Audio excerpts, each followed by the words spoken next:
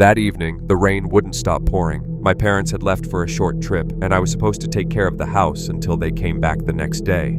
At first, I thought it would be fun. No rules, no noise, just me. But as the night stretched on, the silence between the raindrops felt too loud. I tried distracting myself with a movie, but halfway through, the power flickered and went out completely. The room went dark, and the only light came from my phone's weak screen. I didn't panic at first, but then I realized something strange. The outage hadn't affected the whole neighborhood. Across the street, lights were still glowing in every house. Because of that, I knew the problem wasn't the storm, it was something inside my house. I grabbed a flashlight and went to the basement, thinking maybe the circuit breaker had tripped. The air grew colder the lower I went, and the sound of dripping water echoed against the concrete walls. The breaker was still on. I reached out to touch it anyway, but before my hand made contact, I heard movement behind me. It wasn't footsteps, it was the sound of something brushing against the wall. I spun around, but the beam of my flashlight showed nothing except the empty basement. I rushed back upstairs, locking the basement door behind me. That should have calmed me, but instead it made me more afraid. If I was locking it, who exactly was I trying to keep out? My hands trembled as I tried to convince myself it was just my imagination. I went back to the living room, but then I noticed something that made my stomach twist. The curtains were open. I never leave them open at night, and I was certain I had closed them earlier.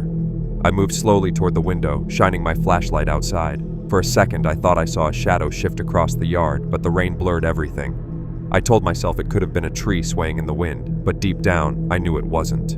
My phone buzzed suddenly, and the notification nearly made me drop it. I looked down, expecting a message from a friend, but it wasn't. It was a picture. The picture was of me, sitting on the couch in the living room just a few seconds earlier. My hands went cold. I didn't know what to do. Was someone inside the house with me, or were they outside looking through the windows? I wanted to run, but I couldn't even feel my legs. I forced myself to move upstairs, locking myself in my bedroom. I thought I would be safer there, but I was wrong. A few minutes later, my phone buzzed again. Another picture. This time it was me standing at the window just moments ago, shining my flashlight into the yard. I couldn't breathe. Whoever was sending the pictures was watching me in real time. That meant they had to be close. Too close. I wanted to call the police, but when I tried, my phone froze. The screen turned black, then lit up again with a single message. "You can't hide." My heart pounded so hard it hurt. I put my ear against the bedroom door, trying to listen. For a while, there was nothing. Then I heard slow, deliberate footsteps in the hallway. I backed away, searching the room for something to defend myself with.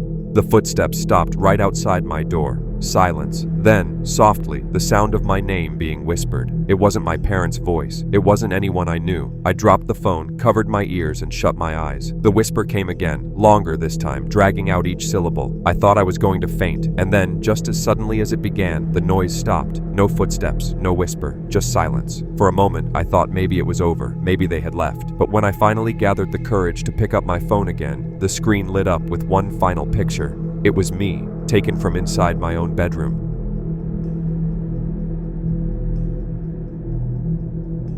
I used to think being alone at home was relaxing, freedom to do anything without interruption. That belief ended one Friday night. My parents had gone to visit relatives, and I was left in charge of the house. At first, everything felt normal. I made myself some popcorn, scrolled through my phone, and let music play in the background. But around midnight, something started to feel off. The music stopped on its own. When I looked at my phone, the playlist was still playing, but no sound came out. I checked the speaker, and it was still plugged in. Because of that, I felt the silence in the room was intentional, almost like someone wanted me to notice. I turned the volume up and down, but nothing changed. Then, suddenly, from the upstairs hallway, I heard a faint tapping sound. 3 knocks, evenly spaced. I froze. Nobody else was supposed to be here. I forced myself to investigate. The hallway light flickered as I walked toward it, and when I reached the end, there was nothing. No one. I tried to laugh it off and went back downstairs, convincing myself it was just the house settling in the stormy weather. But then the kitchen light turned on by itself. I hadn't touched the switch. My chest tightened. I crept closer, holding my breath. On the table, there was something that hadn't been there before, a glass of water, filled to the brim. I didn't pour it. I whispered out loud, "Who's there?" My own voice sounded too small, too weak. No answer came, only the ticking of the kitchen clock, each second louder than the last. I grabbed my phone to call someone, but the screen showed no signal. That was impossible. I always had service here. I restarted it, hoping it was just a glitch, but when it turned back on, there was a new notification waiting. Check the attic.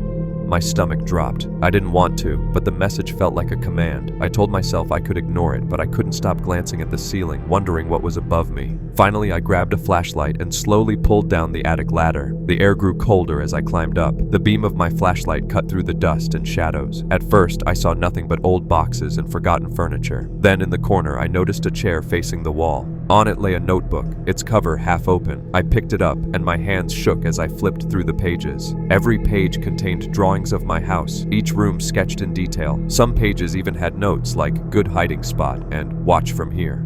The last page made my skin crawl. It wasn't a drawing, it was a sentence scrawled in shaky handwriting. "You're not alone tonight."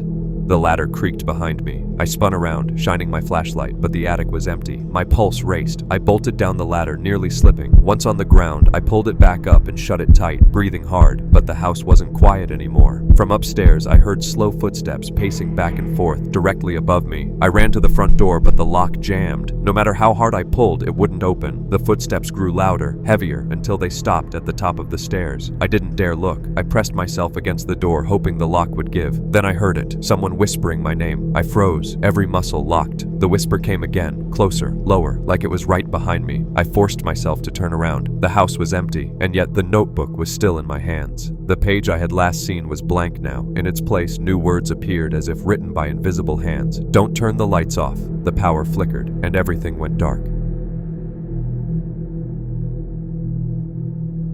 I never liked staying home alone, but that night I didn't have a choice. My parents were away, and the house felt bigger than usual. The silence was heavy, and every little sound made me look over my shoulder. I tried to distract myself with my phone, but the battery was almost dead. I didn't want to charge it downstairs because the charger was near the back door, and that area always felt colder than the rest of the house. I ignored it, but the low battery icon kept blinking, and it made me more nervous. I finally decided to go downstairs. The wooden steps creaked under my feet, and I felt like every sound I made was echoing through the house. When I reached the charger, I noticed the back door's handle was slightly turned, as if someone had touched it. I told myself maybe the wind rattled it, but the door was locked. That should have comforted me, but it didn't. Instead, it made me wonder who had touched it in the first place. I plugged my phone in and rushed back upstairs, but I couldn't shake the feeling that something was wrong. My heart wouldn't calm down. I tried watching a video to distract myself, but halfway through I heard a thud downstairs. I froze. It wasn't the sound of something falling. It was heavier, like a footstep. I wanted to believe I imagined it, but I couldn't. I thought about calling someone, but my phone was still charging downstairs. I had no choice but to go back. Each step felt heavier than the last, and the silence was crushing. When I reached the bottom, my phone was still there, glowing with the charging screen. That should have calmed me, but it didn't, because right next to it, I noticed something else. The back door was wide open now. The cold night air rushed in, and my whole body tensed. I wanted to run and slam the door shut, but I stopped. If the door was open, it meant someone had already entered. Closing it could trap me inside with them. My chest tightened, and I stood frozen, debating what to do. Suddenly, I heard another sound, this time from the kitchen. A chair scraped against the floor. Someone was definitely inside. I wanted to scream, but I held my breath. My mind raced. If I ran upstairs, I'd be trapped. If I ran outside, I'd have to pass the kitchen. I stood there, paralyzed, until I heard slow footsteps coming closer. I backed up toward the stairs, every muscle in my body shaking. But then, something hit me. If the person was in the kitchen, how did the door open without me hearing it? The sound had come after, not before.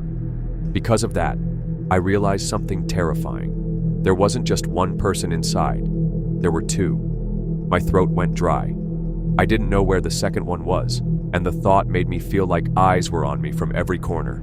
I turned and ran up the stairs, trying not to trip. I locked myself in my room and pressed my ear against the door. For a moment, there was only silence. Then came the sound of someone slowly climbing the stairs.